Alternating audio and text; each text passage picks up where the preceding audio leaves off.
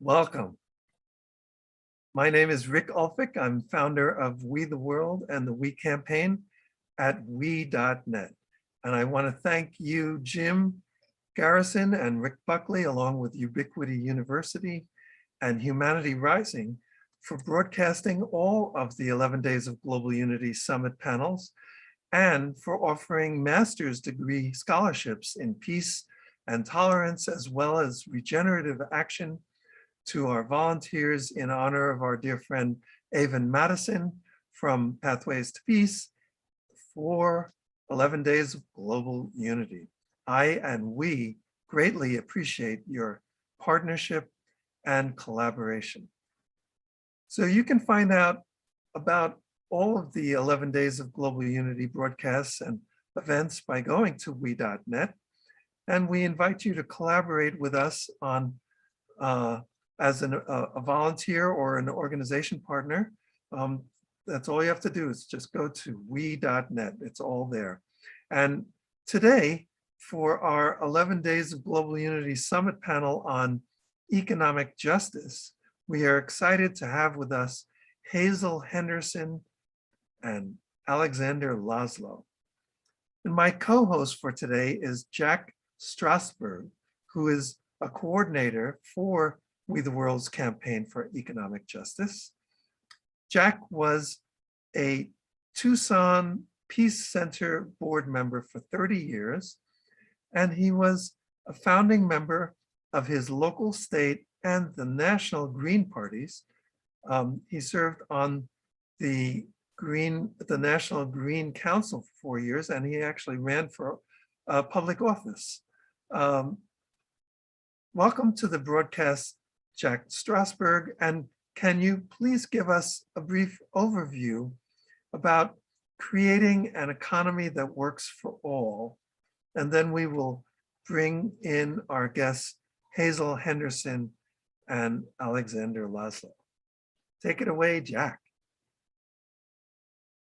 And you are muted. There you go. All right. So anyway, so in order to keep this brief, I think the question about the world that works for all, if we're looking at why we need it, we're dealing with a situation where, well, let's put it this way. We the World has a mission statement, and the central theme of that mission statement is to work towards a world that works for all. And I really have a hard time envisioning a world that works for all without an economy that works for all. So it's pretty much an absolute necessity. And again, the need is also there because, I mean, the economy that's out there is outrageously inadequate when it comes to putting something together that's working for all. We have people that have hundreds of billions of dollars in personal wealth, while others are sleeping on the streets, and tens of millions of people don't even have health insurance. So I don't think there's any doubt that there's a need to put something together that's a lot different than what we have today. And when I look at it from the project that I'm working on from that perspective, is what I want to do is kind of take a look at what's already out there. How do we get this going? Who's already doing it? And then it's a good permaculture tenet that when you're trying to get something going, you look out there and see what's working and you support it. And so there are businesses out there, there are ethical conscious businesses out there, and there's networks like the Solidarity Economy Network and the New Economy Coalition and the U.S. Federation of Worker Co-ops, which I like the best. I think worker co-ops are the absolute best way to go about business. So anyway, they're out there, so we should try to put together our what I call our natural constituency, and that's all the people out there who are also trying to build a world that's working for all, and get them to patronize businesses that are ethical and conscious, and do that in a very focused and very coordinated and organized way. Because if we don't do it in a very organized way, we're not going to have a whole lot of impact on what goes on. So I think when you're looking for a world that works for all or an economy that works for all, the first step is to get the movement of people who want that to happen a lot better organized, coordinated, and collaborative. So anyway, so we look at the supporting these businesses that are already out there. And that all of them can certainly use a lot of investment capital. And that's something that Hazel has worked on a lot, is investing in ethical businesses. And that's what we want to do if we can afford it. But most of us, of course, don't have that kind of money laying around that we can do a lot of that. But what we do is we spend tens of thousands of dollars a year on goods and services, desires and needs. And if we can handle that properly, what I call properly or in a good way, we can take that purchasing power wealth and we can turn it into investment wealth. And how we do that, of course, is to patronize the businesses that are out there already doing the job. And I think most people involved in creating this new world or this movement, I really think it's a good thing to vote for their dollars. And we've all heard that term. And so when it's convenient, when it's easy, when they think of it, we do that. The problem is we don't do it very consistently. We don't do it in a very organized fashion. And we don't do it, I guess, very well. But it's not because we don't want to do it. We do want to do it. But it's just not easy. It's difficult. How do you find conscious businesses? How do you separate or be able to figure out who's who in the zoo, so to speak? And a real big one is that a lot of the things that we need and want just plain are not out there ethically. So we have to work on that one as well.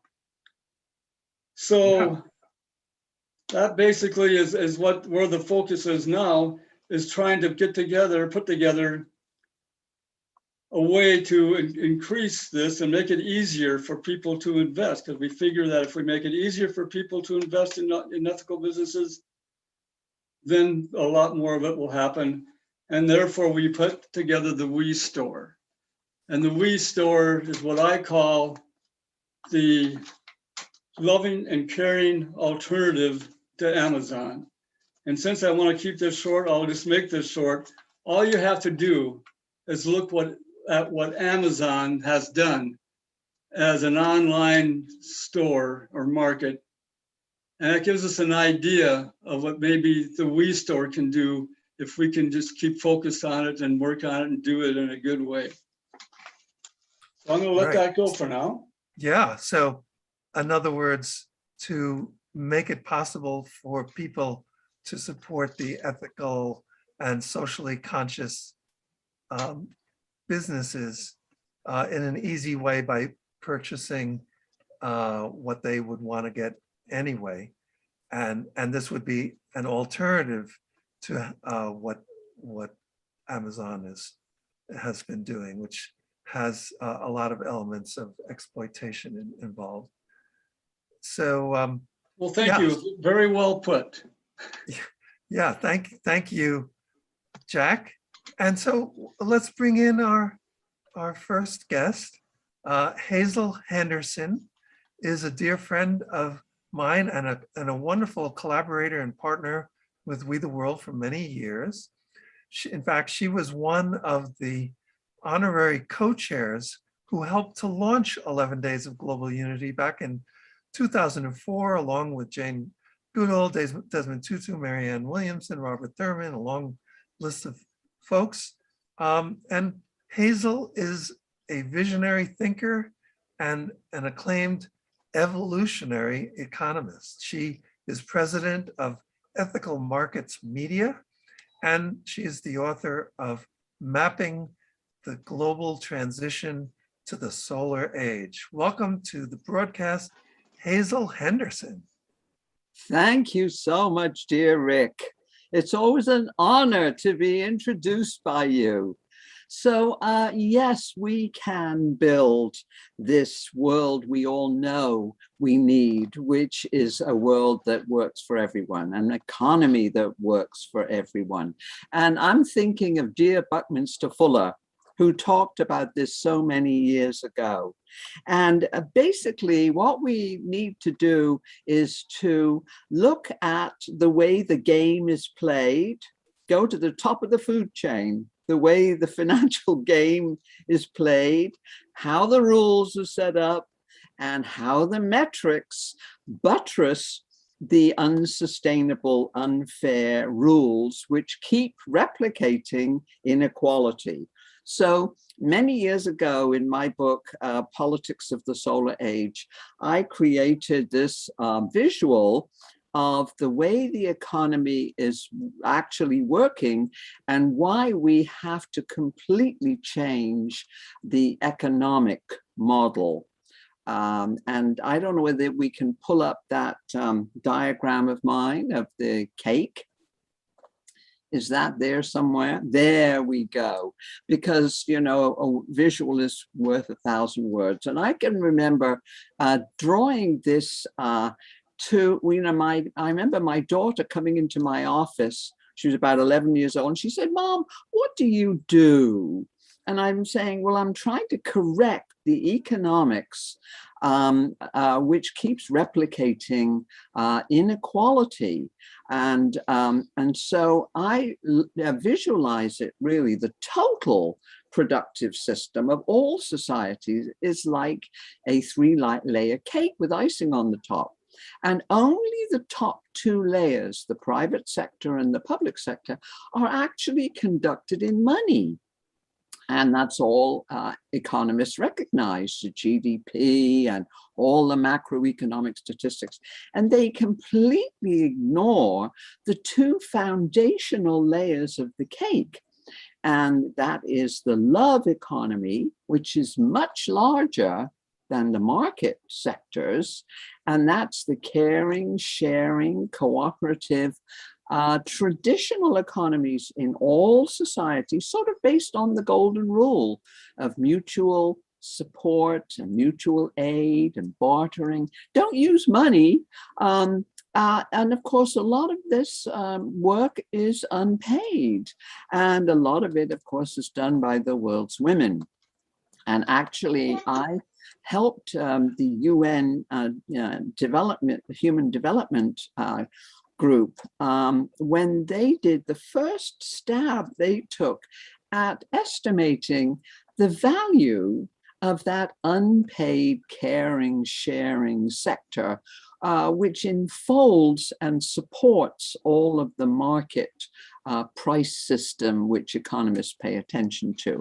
And they discovered in 1995, where the total global GDP was, I think, $24 trillion, something like that, that, my gosh, there was 16 trillion of estimated unpaid work, 11 trillion by women, raising children, taking care of households, serving the community like I saw my mother do all my life, and 5 trillion done by men who were, you know, building houses and digging latrines and all of those kinds of things.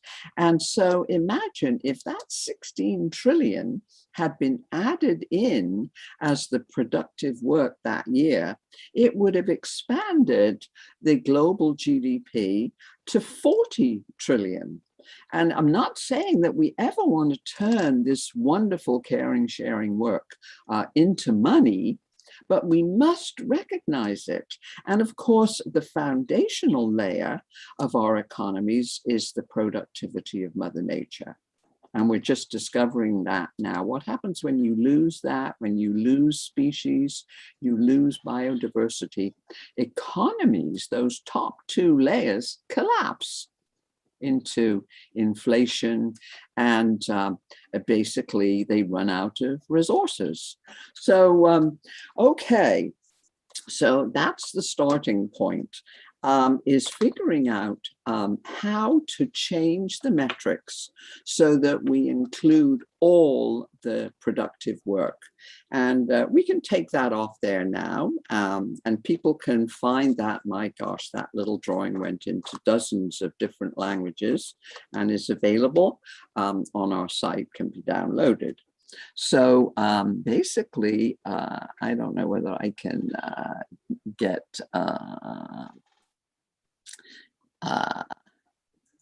my unmuted. Yes, I'm trying to. So basically, what we need to do is to recognize all of this caring work. And I think so few people actually recognize today that the number of human beings on planet Earth who are already employed in cooperatives is basically, there's more people who work in cooperatives on this planet than all of the for-profit corporations combined. So you see how poor this model is. And so what for example, what Joe Biden is trying to do now with his social safety net expansion is actually recognizing for the first time how essential the caring sectors are. And so it's really the 3.5 trillion he's talking about over 10 years is not enough, but it's a wonderful start. And it's the first time really that we have actually, since the New Deal in the US, this is the first time we've actually addressed supporting the caring unpaid sectors of the economy. And we're investing in Head Start and investing in raising our children. And how did it happen that our education under GDP, the money model, education is considered consumption? Whereas actually, of course, education is the foundational investment we make in raising healthy, productive, loving, caring systems and human beings. And so what I've been covering really all my life is I've been kind of addressing finance quite directly because, you know, I helped when I was an advisor to the Calvert Group, I helped to work with them on looking at better corporations and better models of more ethical corporations, where we looked at all of the, we tried to focus on getting rid of the polluters and the companies that were involved in weapons and unfair to their workers. And I suddenly realized after developing those screens for corporations, and there are now 600 mutual funds that use these kind of criteria. So it's now a very popular form of investing. But I went up the food chain because I decided that corporations were actually still puppets of finance. And so most of the work of Ethical Markets Media is challenging the financial model, which is still based on that old cake, the top two layers of the cake, and completely ignoring the care economy and the productivity of nature. So we have a TV show on ethical markets called The Money Fix, and it's 1 hour, and we've distributed it to PBS stations a couple of times by satellite. And it explains the politics of money creation and how our money is actually created, you know, by central banks. And this is okay. That's what central banks are supposed to do, and treasuries. They're supposed to create our money supply. The question is, who do they give it to? And the old textbook model of that cake ends up giving that money back to the big banks on Wall Street, where the textbooks say it's supposed to trickle down and fertilize all of the real economy on Main Street. And so the second part of our special, after talking about the politics of the way that money supply is created, is we look at local currencies. And all over the world, local communities decide in many, many countries, oh, well, if our big croupier at the central bank in our country is not going to create enough chips for us to complete our local trades, guess what? We're going to create our own chips. So you have many, many communities now doing this. And one of the most famous examples is my friend Susan Witt at the Schumacher Society, who helped create the currency called Bert shares, which means that this community in the Berkshires in Massachusetts, all of the people in that community have US dollars in one pocket. If they need to go outside the community and use the national money, and in the other pocket, they have Berkshires for all of the local community needs. And all 6 banks in Great Barrington, Massachusetts, will accept Berkshires as well as dollars. So you see how creative human beings are. And so basically, what we need to do now is to look at this way of seeing the way the game is set up. And a lot of people now, I remember doing an interview, which you can find on Forbes magazine, on economic inequality. And I go through all of the history of how we have tried to create broader purchasing power through giving people guaranteed basic incomes. That's another way of doing it. Okay, we have to maintain the purchasing power because otherwise the economy will collapse. You've got all of this cornucopia of goods and services being produced, a lot of it by automation. And if people don't have the purchasing power to consume, to buy those things, then you have a lack of the aggregate demand which is needed. And so you end up with a recession. So all of these things really are now on the table. And I'm really excited that so many of our NGO friends all over the world now, particularly a group I work with a lot called Positive Money in London and Brussels, and they are confronting the Bank of England, and in Europe, Christine Lagarde at the European Central Bank, and they're saying, look, if you're going to create our money by buying dud mortgages and running up, the housing sector bubble, we are going to keep on critiquing you and telling you that you must, if you're going to do that, buy green bonds.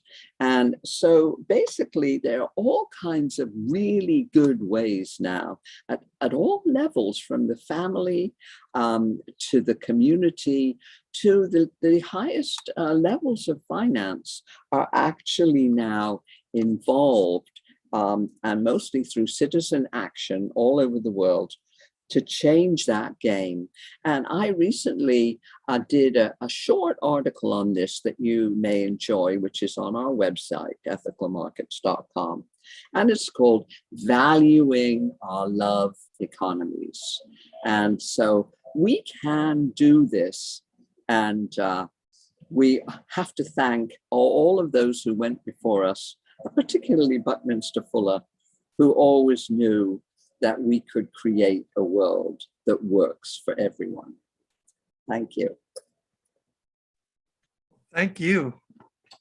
Thank you, Hazel. Sorry, I gotta get my light back on here. Thank you so much, Hazel. And I want to ask you, because you were talking about the global economy being in 1995 about $25 trillion. I think it's much larger now, and there's also this whole sort of dark part of the economy that's socked away in these places like the Cayman Islands and all that. The Paradise Papers and the other one came out, and they said that there's like something like 20 to 35 trillion dollars now that's not accessible to governments, like in the form of taxes or anything that could be. And that's yet another sector, right? Besides the caring economy that's not counted. And, I'm just wondering if you want to talk about that. And I'd love to, yes, because you're absolutely right, Rick. And I think that I've been watching this for many, many years and promoting the idea of financial transaction taxes, just to say we get taxed for a cup of coffee that we buy, and that has been fiercely resisted for 30 years. And I've been pushing that idea, but basically it's now resurrected. I'm so happy to see it resurrected in Joe Biden's new legislation, which Bernie Sanders is pushing. And they're saying, hey, all of these arguments that the 1% are making right now, oh my God, it's too much money, we can't spend all of that money, blah, blah, blah. And they're saying, well, hey, look, we're going to pay for it all. And we'll pay for it just by having the 55 largest companies that paid no tax in 2020. And all of this enormous amount of money, which is sucked away in these, havens, these tax havens, and we can pay for the whole thing and have plenty left over. And Elizabeth Warren's been saying this for years, and we now need the Democrats to be courageous enough to stick with this, and say, it's not a matter of taxing income. We have to tax the wealth that these people create. Otherwise, they're like Jeff Bezos and Elon Musk. And, they take this money and do their little escapades, into space. And we think it's great for them to take those, but leave the money here with us. Right, and we will distribute it in a more fair and equitable way. There you go.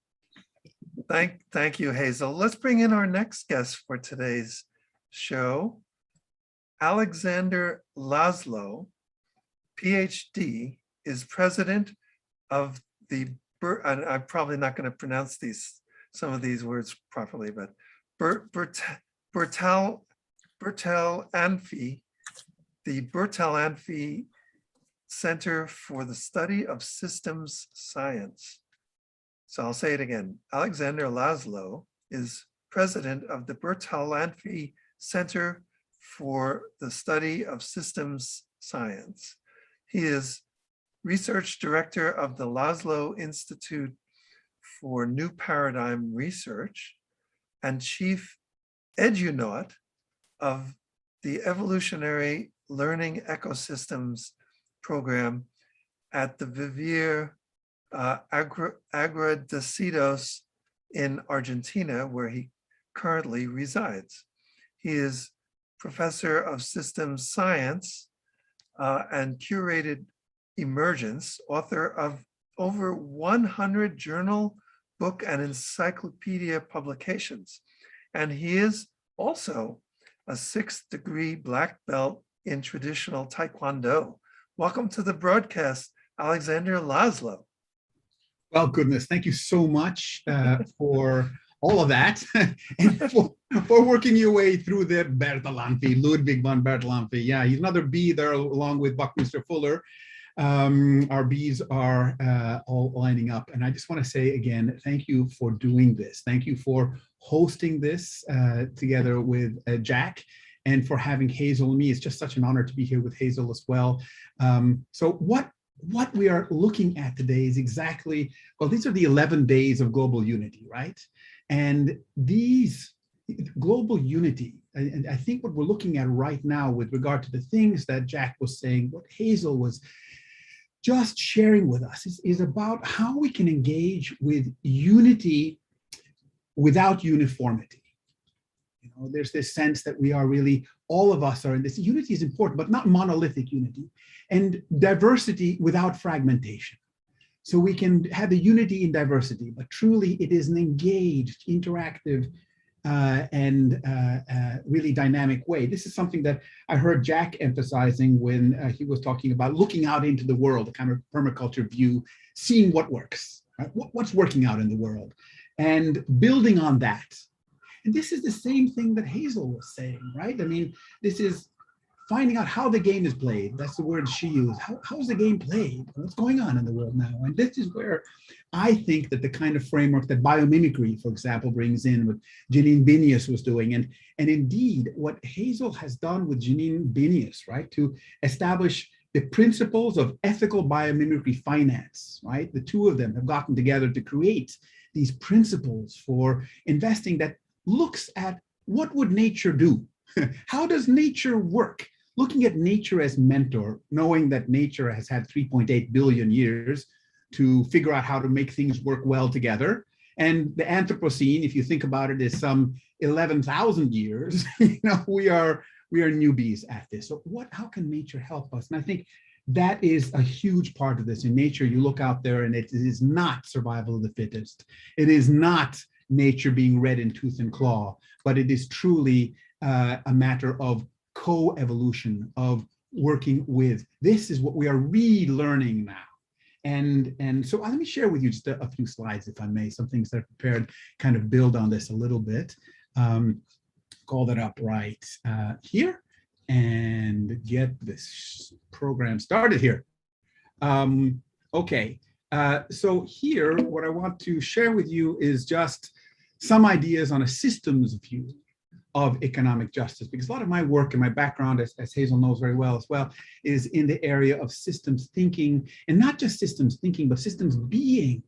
How can we be the systems we wish to see in the world, right? You know, these living systems, these juicy, alive systems, not just the computer systems. So let's look a little bit about what's happening in the world. This is something that was said by Victor Lebow, and it's kind of interesting. He said, our enormously productive economy demands that we make consumption our way of life, that we convert the buying and use of goods into rituals, that we seek our spiritual satisfaction, our ego satisfaction in consumption. We need things consumed, burned, worn out, replaced, and discarded at an ever-increasing rate. I mean, isn't that kind of like how things are in this mindless economy that we have now, not the kind that Hazel is pointing towards, but the kind that we kind of are living into. Victor said this, but what's incredible is that he said this over 65 years ago, and we're still doing this. How do we address that three-layered cake that Hazel was talking about to be the change? Well, let's look at a little bit what's going on in the marketplace right now. The dialogue is, you've got a problem, and I've got a product. And if you don't have a problem, I'll make you think you have one, and then I'll sell you my product, right? I mean, this is the kind of vicious cycle in a way. It's virtuous in its own bubble, because it works in a bubble, this capitalism, consumerism, materialism, and it feeds on itself. But in the long run, the questions we must ask is, where is this taking us? This is what Hazel has been dedicating her life to in such brilliant, brilliant ways. So the questions I think for us to think about as we work through this is, for example, given what Victor Lebow was noting 65 years ago, is there more leisure time as we keep on burning out things, as we keep on consuming? Are we more in control? Whatever that means to you, are we more in control? Are developed nations, the UN talks about MDCs, more developed nations, but are they more stable? I wouldn't even talk about them as developed nations. Think places like the U.S. is a poster child for this, and I'm living in Argentina now, so I see this from a little further away. But and many of the G7 are, I would call them overdeveloped nations, not developed nations. They're overdeveloped. It's just like you can become obese if you feed yourself with fast food and cheap calories, as they're called, and you can be undernourished at the same time as you are obese. This is an overdeveloped state, and I think places that are like the US are like that. Are LDCs, less developed nations, are they catching up, closing the gap? Do people lead better lives, live better lives? And I think this is the kind of thing that we're asking ourselves, why do we need to have these 11 days of global unity? What are we looking for to be the change we wish to see in the world? And so a lot of what Hazel has been working on here is about these ethical frameworks. This is something that I'm bringing in also that complements, comes from the work of Carolyn Merchant, who is a political philosopher at Berkeley. And she talks about egocentric, homocentric, and egocentric ethics. I've added the evolutionary centric, the patterning over time, the egocentric ethics to this. But for example, just a little example as she gives between somebody who's an egocentric ethic, which is me first. I have to look out for number one. And if everybody looked out for number one, like me, then we wouldn't have anybody who is being a drag on the system. Everybody would be taking care of themselves. So we should just be looking out for ourselves. And then nobody would be needed to be supported. That's the egocentric ethic. There's a lot of holes in that argument. Homocentric ethic is just, let's just take care of everything for humanity. You know, we want our grandchildren to be able to see real live orangutans, maybe even in zoos, but not just in picture books. Let's take care so that we preserve them.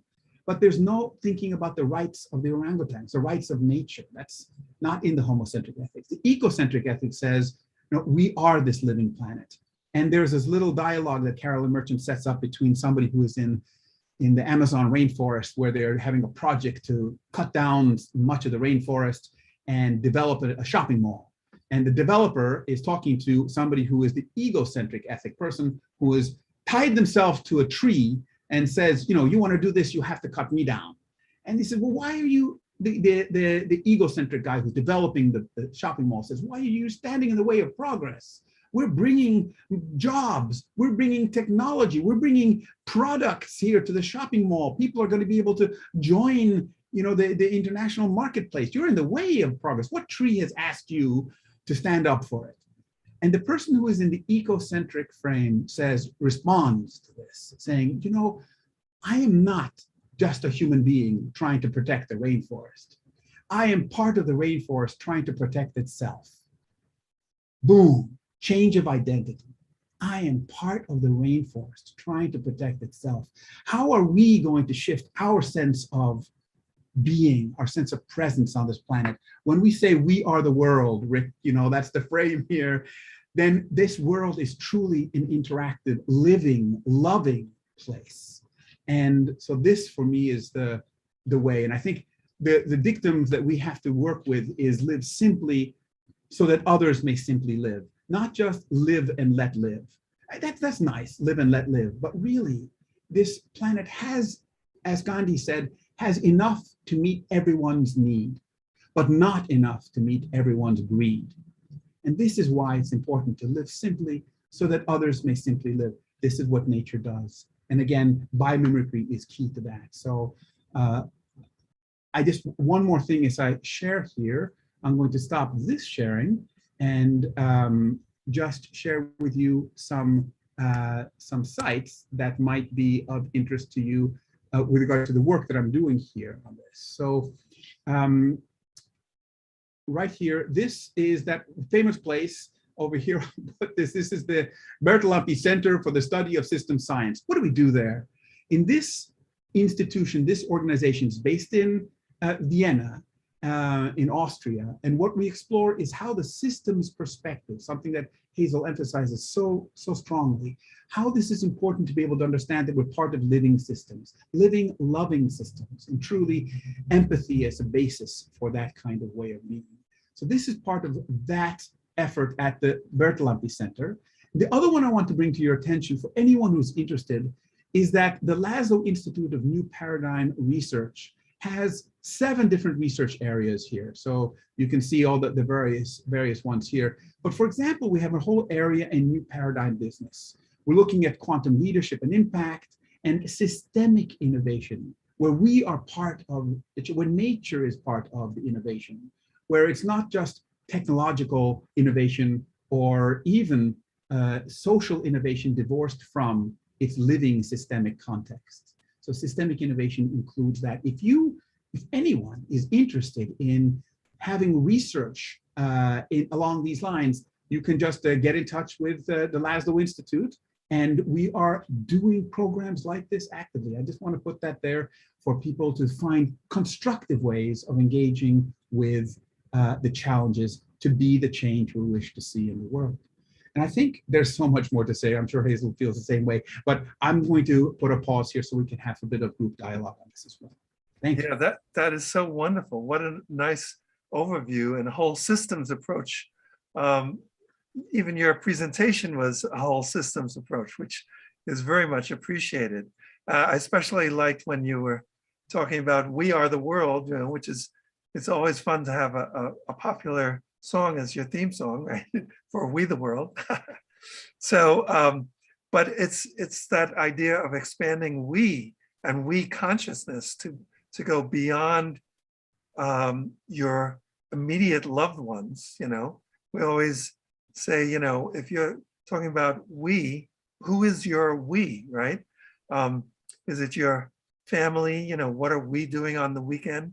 But does that include your pets? Does it include your plants of, you know, your we?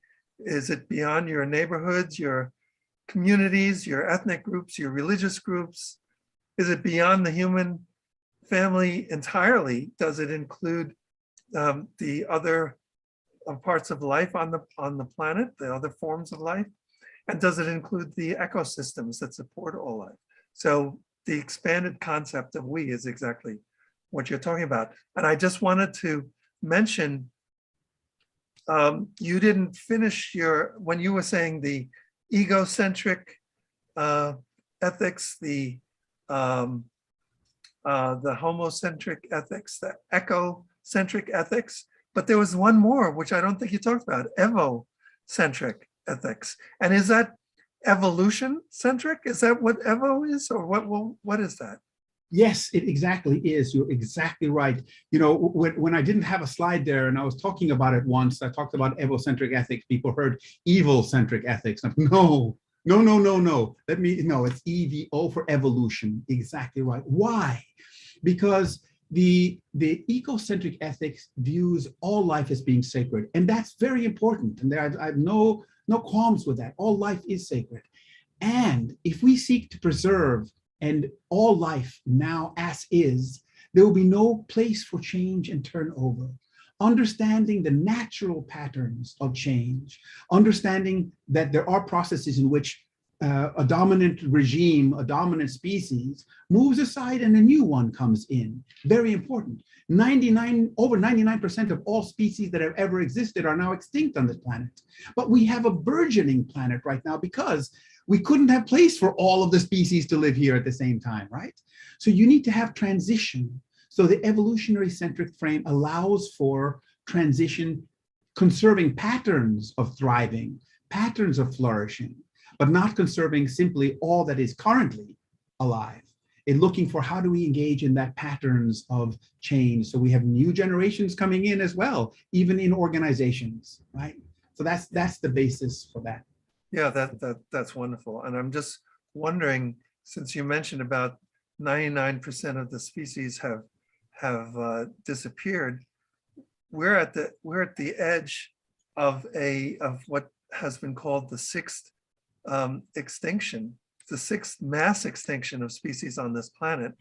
And yes, species come and go, but when there's a mass extinction event, then the rate at which that is happening is much, much higher than the normal times. I think I forget the numbers, but I think we're now at a point where it's happening like something like 1,000 times faster than what would be like a normal,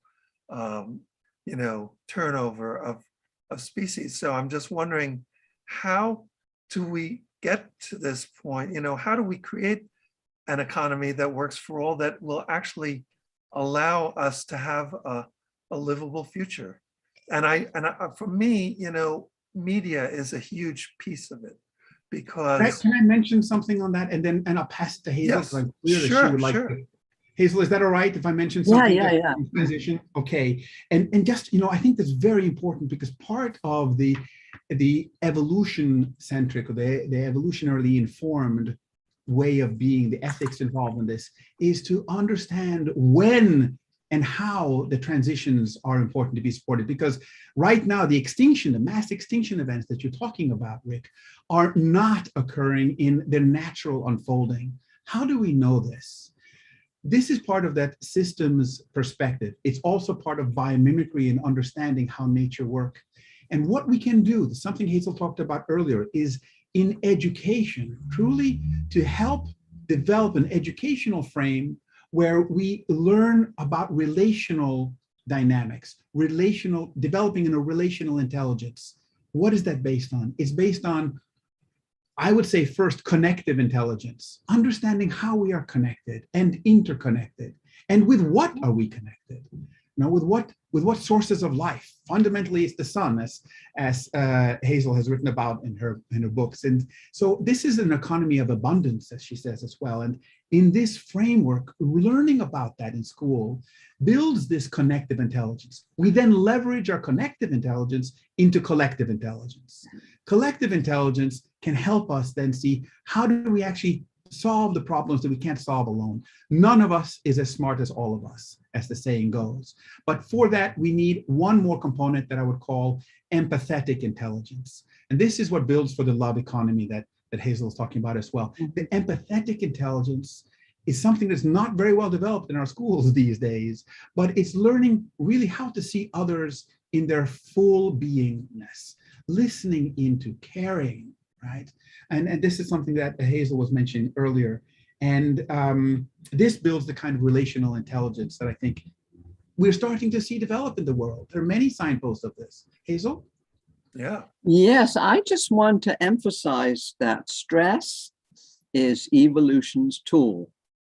All living systems are stressed, and that's what creates the evolution of species, the natural selection idea of Darwin, which was so misappropriated by English elites, you know, who invented this poisonous phrase, the survival of the fittest.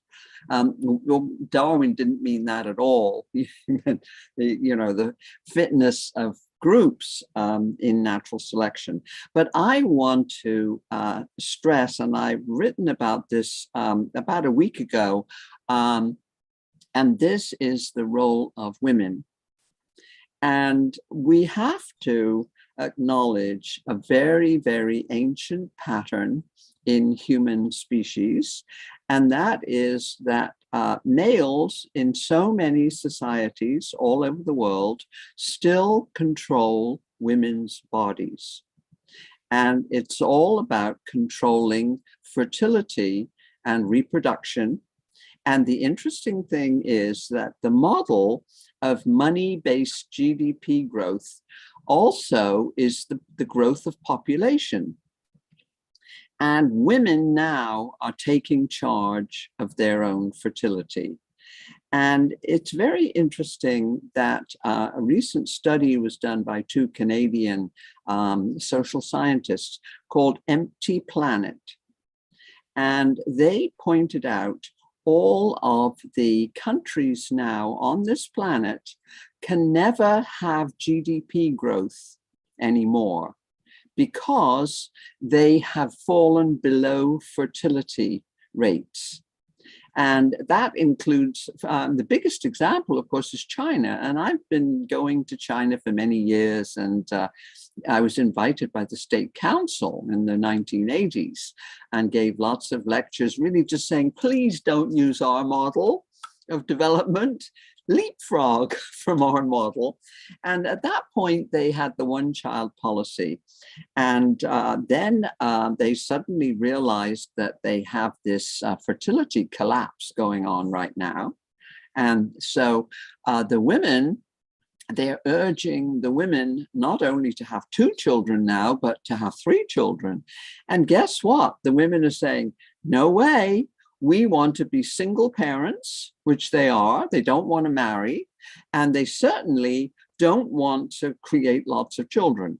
And whenever women control their own fertility, the population rate goes down. So basically, what I think is actually happening now, which is driving this transition to what some of us have called the Green New Deal, to the empathetic society, which my friend Jeremy Rifkin wrote about. He wrote a wonderful book about the empathetic civilization. And that is emerging through women taking control of their fertility. The thing that's going on in Texas now, is what was a peg on which I wrote this article, which is on our website. Women's rights are human rights. And it folds in directly with the debate going on right now on voting rights. And African-American leaders in the US totally accept this idea that voting rights are human rights, are women's rights. Come on, it's all one thing. Let's stop separating it. So I think the future will really be that instead of the UN projection that the human family will top out at about 10 billion members, that is much more likely that our current 7.8 billion member human family will be more like the future. And that forces the economic change and the change of metrics toward this fully systemic view. All of the other metrics that we use to measure our human growth and also the development of societies on biomimicry principles, so that we can deal, so we ourselves don't become part of the 6th great extinction that's going on right now. Yeah, exactly.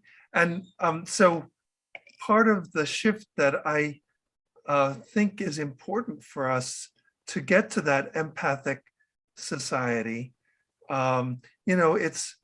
It's for me, it's a cultural shift that's needed, because culture kind of suggests what is considered to be the norm in a variety of different places. And for me, the messages of the media, the dominant media, become the fabric of our culture.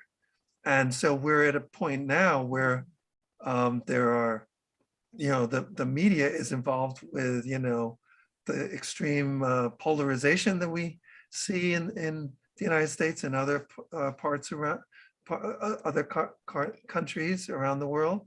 And so it's all kind of connected, with culture, media, the intelligences that Alexander was talking about, the caring economy, valuing that. Is that a cultural norm that could become something, so that, like you were saying about the Biden budget for the caring part of the economy, that could help to make that normal. Yes, and culturally normal. This is why I started a media company, Ethical Markets Media. That's what I was getting to. That's exactly what I wanted to get to, Ethical Markets Media. You can't even do markets without trust. And I have an article which is also on our website called Reframing the Politics of Polarization. And I did a review of this left-right capitalism versus communism, all of this binary kind of stuff that I saw in Britain where I was growing up there. And you had to be either left or right, you had to be either conservative or Labour. And what I noticed was that the combined membership of both of those political parties was a fraction of the membership of the Royal Society for the Preservation of Birds.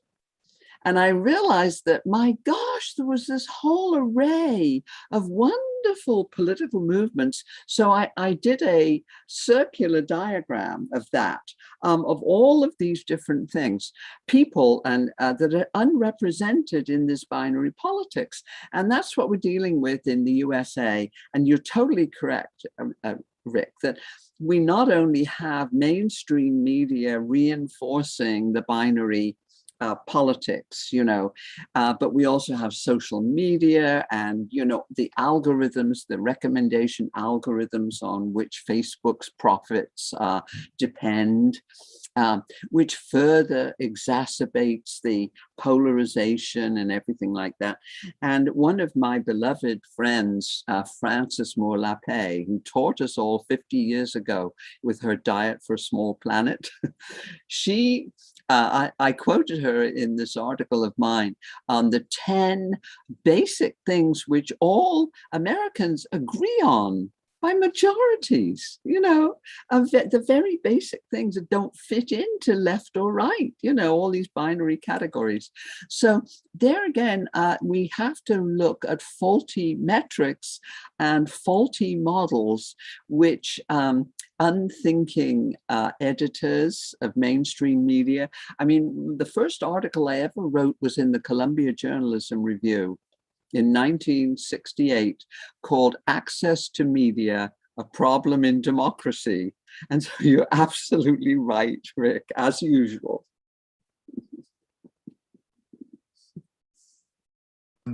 I muted myself, sorry. I loved your recent article, Reframing the Politics of Polarization, which you were just talking about. There are so many places where the public has tremendous agreement on things.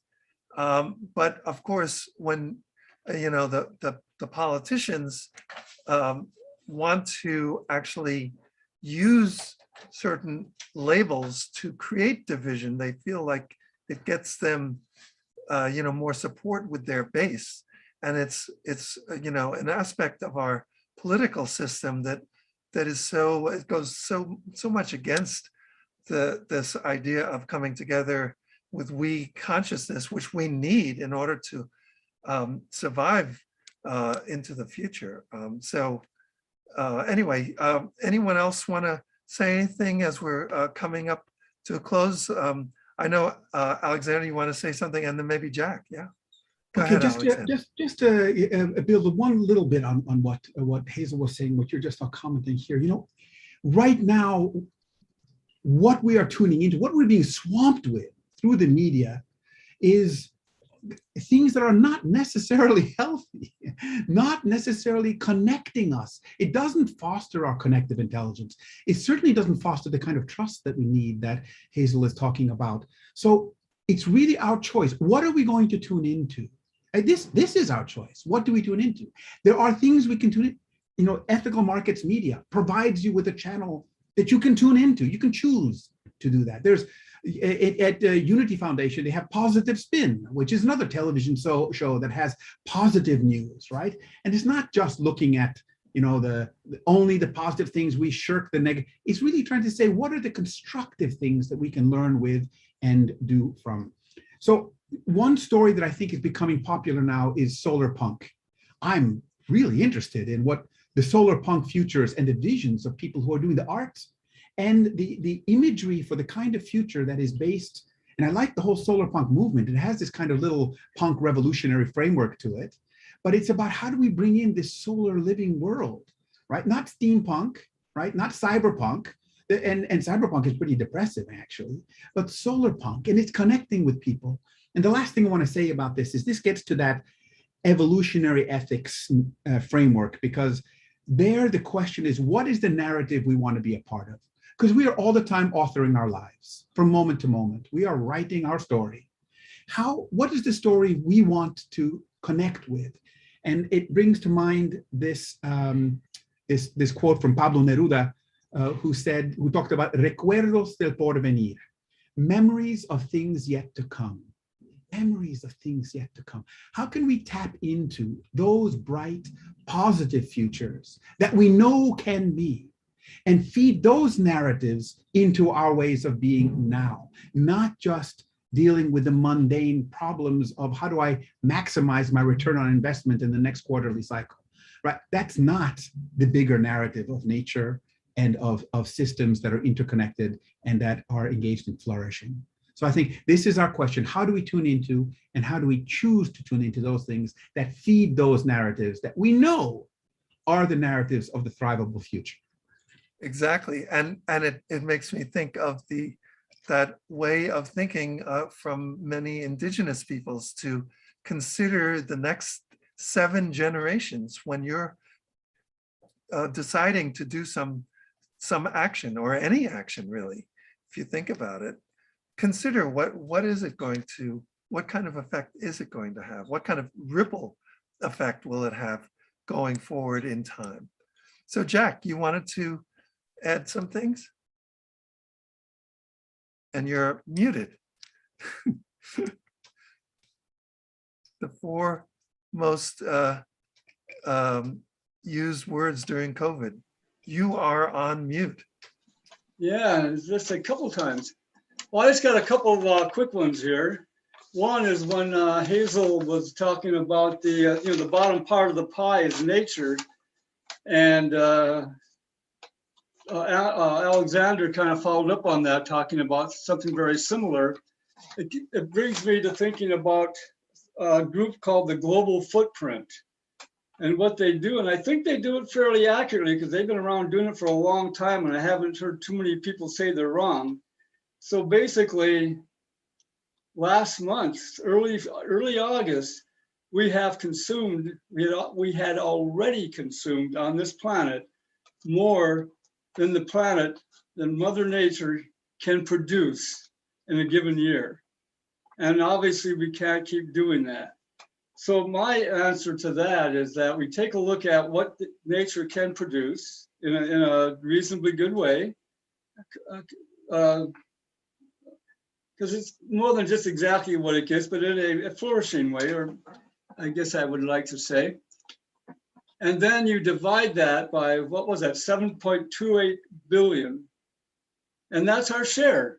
And if you're consuming more than that, then you're consuming more than your share.